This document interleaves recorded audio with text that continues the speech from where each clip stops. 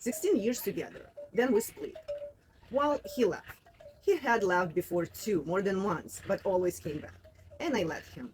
You know how it is. Your head knows, but your heart takes more time. This time, I didn't let him back in. Finally, I cut it clean.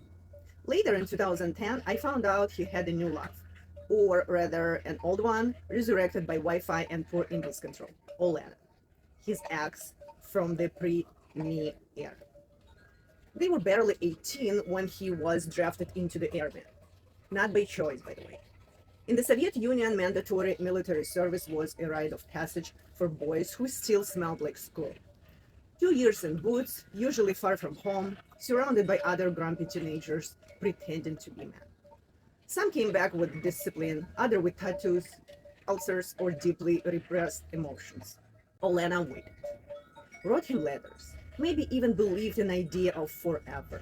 But when he returned, his mother looked at her and said, "Not that girl."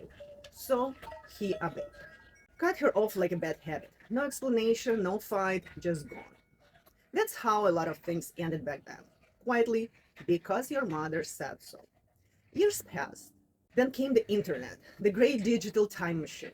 A few clicks, little nostalgia, sprinkled in some middle life regret, and there she was again. But it wasn't really about her. It was about him needing to believe that somewhere out there, untouched by bills, diapers, and disappointments, he still had a what if waiting in the wings. Something romantic, untouched, clean.